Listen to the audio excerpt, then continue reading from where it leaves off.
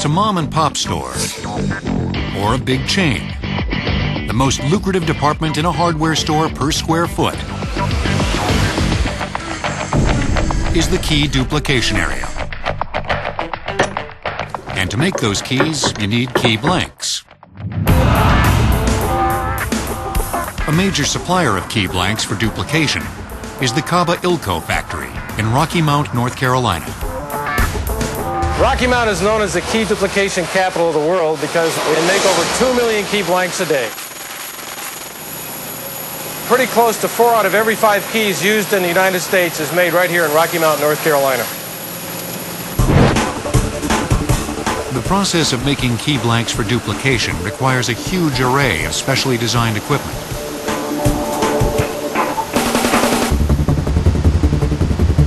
The keys themselves come from a most unlikely source material. This is where the process of making keys all starts. Keys are made of brass. We buy empty shell casings from the military, from the electrical manufacturers, and turn them into key blanks. The first part of the process involves melting the brass down in a furnace and bringing it to exactly the right hardness for key making. Now that we've got the brass shells melted down, we have to make the metal a little bit softer, so we add raw zinc to the chemistry of the molten metal so that they're soft enough that the hardware store can cut the keys. Zinc is what gives the flame its blue color. The melted brass is next turned into coil. The coil can be made into exactly the right thickness and width for the types of key blanks that we are making. Once we get the coil made, we flatten it by running it through this coiler rolling mill, and that flattens it out to make a perfectly flat piece of stock that we can make a key blank out of. The key is given shape at the blanking press. It's a 100-ton press, has 100 tons of pressure coming down on top of this brass strip that we have made. And inside that is a blanking die, and it's taking this strip and punching out the raw form of the key blank. Then it's on to the milling process. Now that we have the key in its basic shape, we need to mill it so it'll fit in the keyway of the lock. We mill both sides of the keyway at one time in this machine, this side and this side. Next, the key is stamped with an identification insignia. Now we're looking at the coining process, and it's called coining because it's exactly the same process that's used to make pennies, dimes, and nickels.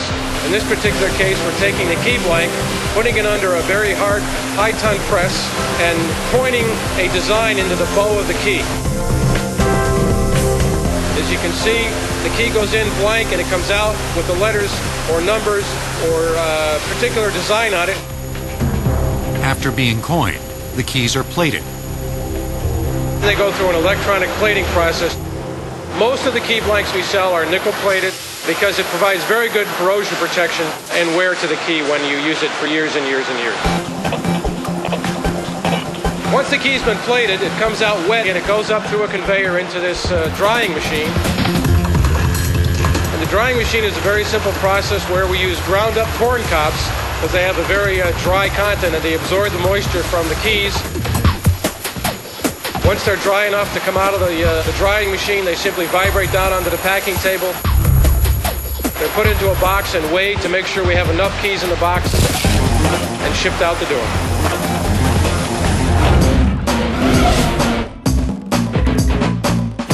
If you've ever had a key duplicated, you know what a key tower looks like. A hardware store employee is there with his trusty duplication machine, which is designed to make a perfect copy of your master key. When a customer comes in and you want a key duplicated, then first thing you do is look at it and see possibly what the manufacturer is or a model number of that particular key. When you find that, you go to the key rack and you find that particular key, and if you can't find it that way, then you just visually check it by the head size on the key and check the grooves and so forth. And then you would put the customer's key in the little holder, line it up, and then you take the new duplicate key that you're going to make and put it in the second receptacle and line it up by the shoulder with a little tool that's on the key machine, and then you cut the machine on and you cut it. It actually traces the first key. And that tracer is the key to key making. The tracer is just a little metal rod that it traces over the bumps and grooves in a key, and when it cuts on the cutting wheel, it cuts it exactly like the old key. Every key, of course, needs a lock. From padlocks to door locks to combination locks. No hardware store inventory would be complete without them. Locks have been with us almost as long as we've had anything valuable enough to protect. The ancient Egyptians developed one of the first sophisticated locks. This is a display of an early Egyptian lock. The lock is made totally out of wood and the key out of wood. The key is kind of unusual. It has pins on it that were designed to go in and lift pins inside the lock. I can show you how this works.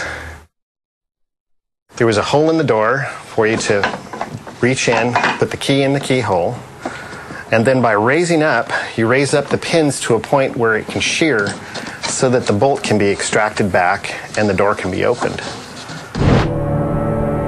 The ancient Romans advanced the craft of lockmaking with the development of the so-called ward lock. This is a good example of a ward lock. As you can see, the bit of this key is quite ornate. This cutout has to match the ward box perfectly in order for it to operate. As you can see, the key, when it's inserted, not only has to match the ward, but it also has to operate all of the bolt mechanisms in order for the key to work. In 1861, American locksmith Linus Yale Jr. patented the lock that was the prototype of most locks today. Basically, he designed the first pin tumbler lock. This lock had quite a few unique innovations. This is a large cutaway of how a Yale pin tumbler lock operates. Some of the unique features: the key had to be grooved so that it would pass what's called the key way, so they had to match in order for you to insert the key. The front of the key is ramped so that when you insert the key, it pushes up on the tumblers. And how it works, if everything lines up, meaning you're able to insert the key, once you're pushing the key in, the ramping allows you to push the tumblers up. If you have the wrong key, it doesn't allow you to turn it. When you do have the correct key, it lines up all the pins to a point called the shear line. Once that is achieved, it allows you to turn the lock. Today, more and more locks are going keyless. This is our Kaba mechanical push-button combination lock. It totally eradicates the use of keys. You'll gain access by a combination. People can duplicate keys, they can break keys, they can copy them. This lock is absolutely pick-proof, so there's no keys to be concerned. So locks and keys are still evolving. And so is just about every other product in the modern hardware store, including abrasives.